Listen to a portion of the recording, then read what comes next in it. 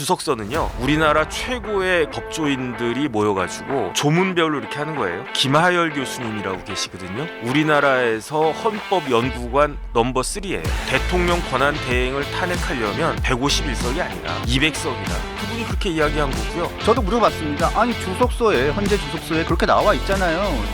주석서는 외부 영역이에요. 외부 영역 쓴 건데 그게 기성력이 있나? 이게 뭐 용역이 무슨 뭐 깡패들 이야기하는 겁니까? 말도 안 되는 거고요. 어제 드디어 문영배 소장 권한 대행이 저의 강압에 못 이겨 어제 드디어 선고 날짜를 공개했습니다. 자, 다음 주 월요일 날 10시에 하기로 했습니다. 자, 전망을 한번 해볼까요? 어떻게 전망하세요? 저는 제가 아는 법적 지식으로는 볼 것도 없이 각하예요.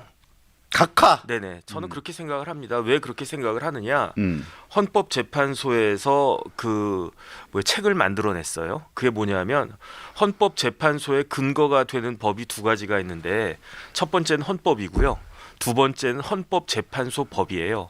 그래서 헌법에도 헌법주석소가 있고 헌법재판소 법에도 헌법재판소법 주석서가 있는데 이 헌법재판소법 주석서를 어디서 만들었는가? 헌법연구원에서 만들었어요. 맞습니다. 헌법연구원은 헌법재판소 산하거든요. 그런데 이 권한대행 그 정족수 관련해가지고 누가 그 주석서는요, 우리나라 최고의 그 법조인들이 모여가지고 그 조문별로 이렇게 하는 거예요. 그래서 1조에 대해서는 누가 제일 그 권위가 있나? 그럼 뭐 유병수다. 그러면 유병수 교수가 쓰는 거고, 그 다음에 뭐 25조에 대해서는 누가 제일 권위가 있나? 뭐 누가 쓰는 거고 그런 거란 말이죠.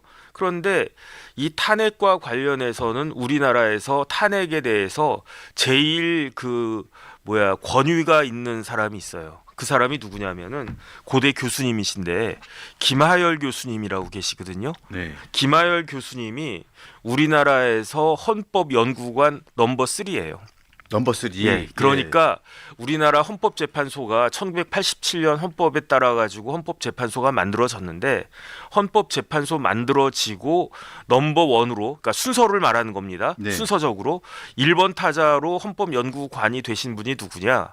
그게 정종섭 교수님이에요. 정종섭 교수님. 예, 정종섭 교수님이 헌법재판소 헌법연구관 하다가 그러다가 서울대 법대 교수로 오셔가지고 국회의원 하셨던 정종섭. 국회의원도 하고 행안부 장관도 했죠. 예. 그분이 헌법연구관 1호예요. 아, 그 박근혜 정부 때 행안부 장관했던 정종섭 교수 장관 말씀하시는 거죠? 네. 그 다음에 넘버 2가 누구냐? 넘버 2는 황도수 교수님이에요. 얼마 전에 조선일보에서 그렇죠.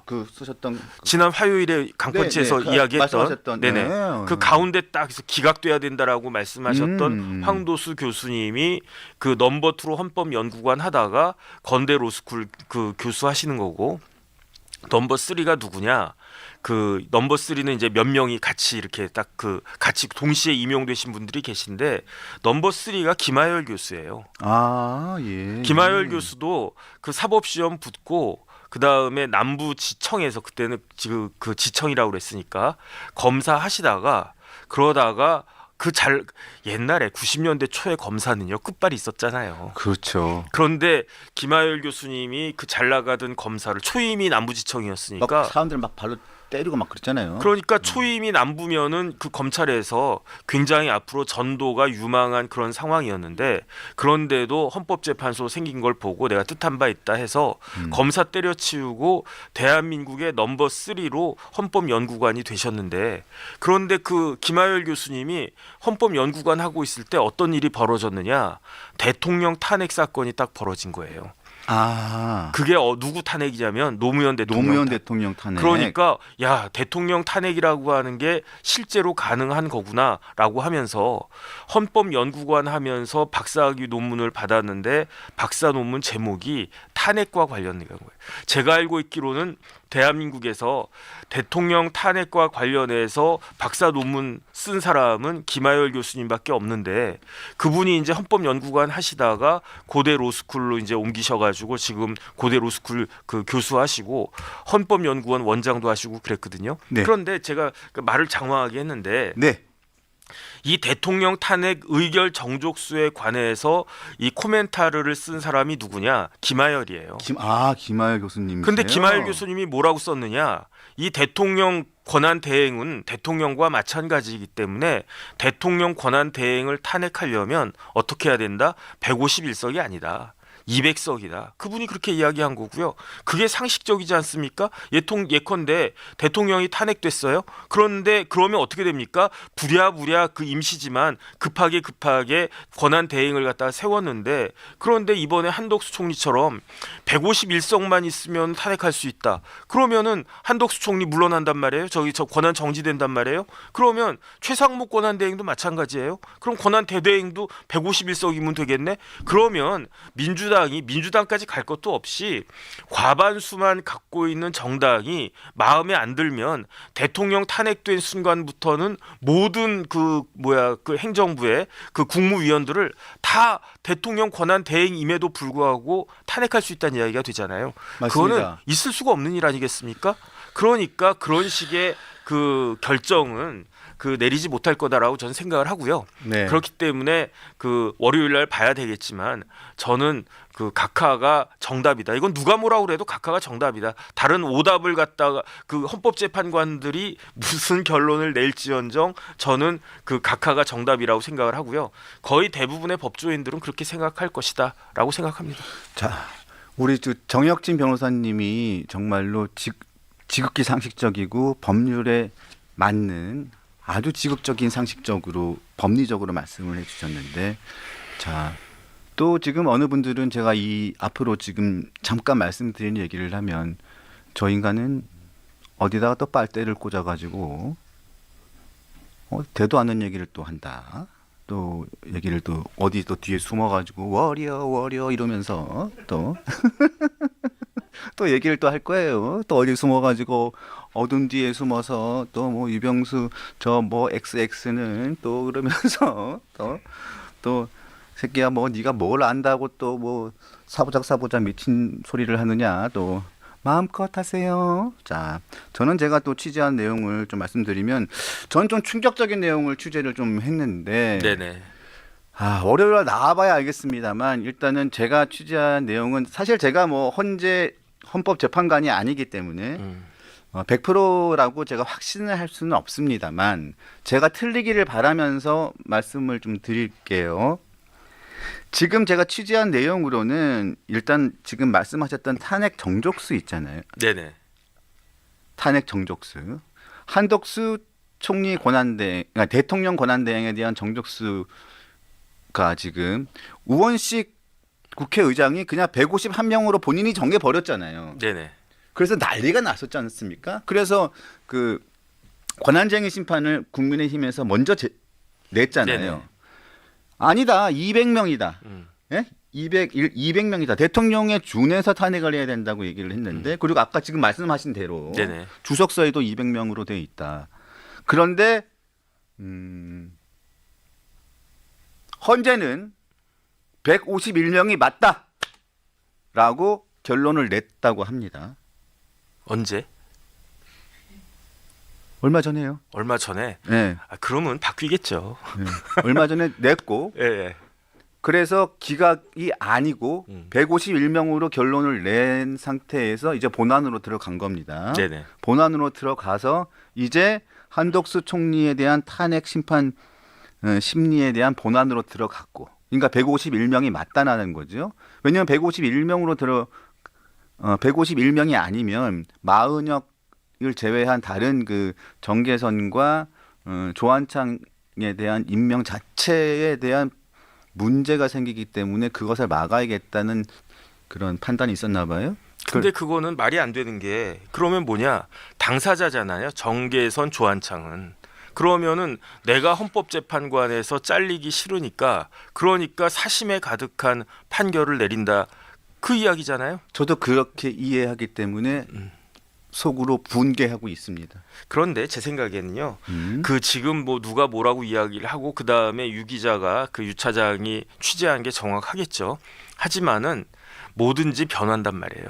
그렇기 때문에 제가 봤을 때 뭐 정계선이든 조한창이든 아니면 문영배든 지금 아유 그래 그 각하까지는 못하겠다라고 생각을 했다가도 주말에 이렇게 쉬면서 이렇게 곰곰이 생각하다가 아유 그래도 법률가 이거는요 뭐랑 똑같냐면 수학자가 서울대 수학과 교수가 1 더하기 2를 3이라고 착각하는 거 100 더하기 100을 300이라고 착각하는 거 그거랑 거의 같은 정도 수준이거든요. 설마 그렇게 부끄러운 짓은 뭐 이런 표현 쓰기 좀 그렇지만 그렇게 쪽팔린 행동은 못하지 않을까 저는 그렇게 기대를 해보는데 이 이야기는 월요일날 진짜로 실질적으로 어떤 결과가 나오는지 보고 네. 그렇게 이야기해야 될 것 같고 그런데 정답은 누가 뭐라고 그래도요. 정답은 이 사건은 각하이고 대통령 권한대행을 탄핵하려면 200석이 필요하다. 이거는 만고불변의 진리이다. 저도 그렇게 생각합니다. 그렇게 생각합니다. 네. 네네. 그리고 또 치사하게 뭐라고 또 저도 물어봤습니다. 아니 주석서에 헌법 주석서에 헌재 주석서에 그렇게 나와 있잖아요. 제가 물어봤더니 그 주석서는 외부 용역이에요. 외부 용역 준 건데 그게 귀속력이 있나? 그런데 그런 이야기를 할 수 없는 게 네. 예컨대 저도 이제 변호사지만 옛날에 대학 교수 좀 하고 그래가지고 가끔 용역이 들어와요. 그러면 저도 뭐 이렇게 끼짝끼짝 써줘요. 뭐 예금자 보호법 어쩌고 저쩌고 뭐 그런 거. 그러면은 그거는 뭐 용역일 뿐이고 뭐 변호사가 써봤자 뭐 얼마나 쓰냐 이렇게 할 수 있단 말이죠. 인정합니다. 100% 인정을 해요. 하지만 제가 조금 전에 말씀드렸잖아요. 탄핵에 관해서 대한민국의 최고 전문가가 누구냐? 그건 김하열 교수님이고요. 김하열 교수가 뭐 우리나라 판례 이것만 이렇게 대충 본 게 아니고 전 세계 모든 탄핵 제도 같은 것들을 다 공부해가지고 그래서 박사학위 논문을 쓰고 그러니까 그 부분을 탄핵과 관련된 부분을 다른 데도 아니고 헌법재판소 헌법연구원에서 그 용역을 갖다가 주는데 저 같은 사람한테 주겠습니까? 그러니까 이거는 김하열 교수 같은 분한테 줬는데 그래놓고 지금에 와가지고 그건 용역일 뿐이다. 이게 뭐 용역이 무슨 뭐 깡패들 이야기하는 겁니까? 맞아요. 말도 안 되는 거고요. 제가 확신하건대 탄핵에 관해서는 그 문영배부터 시작해서 가장 오래전에 임용된 문영배 재판관부터 시작해서 가장 최근에 임용된 정계선 재판관까지 8명의 헌법재판관들보다도 김하열 교수님이 훨씬 더 권위가 있다. 그렇죠. 네네, 저는 그렇게 생각합니다. 아니면 말고. 네. 그래서 제가 또 물어봤죠. 네네. 아니 이거 말이 안 된다. 그러면 그렇게 헌재에서 그 권위 있는 분이 주석서를 내서 이렇게까지 얘기를 했는데 그걸 용역이라고 얘기해서 기속력이 없다고 얘기하면 도대체 그럼 주석서를 왜 만든 것이냐 얘기를 했더니 지금부터 우리 헌재 재판관들이 결정을 하는 것이 준거가 되는 판례가 될 것입니다. 이렇게 얘기를 하더라고요. 그래서 제가 개똥 같은 소리 하고 있네. 그러면 또 이 말이 방구야, 말이야 방구야. 제가 그런 생각이 들었는데 그렇게 말은 못했어요. 제가 그렇게 되면 마음이 제가 물어보고 무서워서 싶은 게 있어요. 제가 예? 궁금한 게 있는데 네. 그 주석서 용역을 얼마 주고 발주했는가? 저도 그 궁금하더라고요. 언제 얼마 주고 발주했는가? 왜냐하면 자료 공개 청구했습니다. 그 김하열 교수가 쓴 게 그냥 그 대충 쓴 거고 그게 말이 안 되는 것이다라고 한다라고 하면 그 부분이 잘못됐다라고 하면 헌법재판소가 만들어낸 헌법재판소법 주석서에 다른 부분인들 권위가 있겠는가? 그냥 일개 용역일 뿐이라면서요. 그렇다라고 하면 그거 하는데 뭐 몇 억을 썼는지 몇십억을 썼는지 모르겠지만 그거 다 세금 낭비고 그 주석서 배포한 거 저도 이 주석서 있어요. 제 핸드폰에. 헌법연구원 들어가면요. 그 주석서가 다운받을 수 있게 되어 있단 말이죠. 그러면 그렇게 한 거 뭐 지금까지 한 거 다 의미가 없는 거고 다 우스운 게 되어버린 거 아니겠습니까? 아무리 그 어떤 그 이념적인 목적이 있어도 그렇지 그렇게 어떻게 뭐 이성윤 같은 그런 검사들도 아니고 왜냐하면 저는 그런 그 의원님들도 희한하다고 생각을 하는 게 어떻게 자기가 평생을 바쳐가지고 일한 직장 그것도 그 직장에서 검찰총장 빼고 최고위직까지 올라가셨던 분들이 어떻게 자기 직장에다가 그렇게 나왔다고 해가지고 마치 우물에다가 뭐 이렇게 오줌 싸는 것 같은 그런 행동을 할 수 있나? 저는 그게 이해가 안 되는데 이거를 헌법재판관들도 똑같은 행동하는 것이 아닌가? 저는 그런 생각이 들거든요. 이게 그냥 하나의 그거일 뿐이고 그 용역일 뿐이고 아무런 그 가치가 없는 것이다, 의미가 없는 것이다. 그렇게 폄훼할 문제는 아닌 거고 만약에 그렇게 된다라고 하면 그 후폭풍이 더 커질 수 있을 것이다. 저 그 생각 듭니다. 네. 참 어제 제가 이 내용을 취재하면서 참 진짜 가슴이 답답했습니다. 네네. 자, 일단 요 부분은 일단은 요 부분대로 일단은 여기까지 얘기를 듣고요.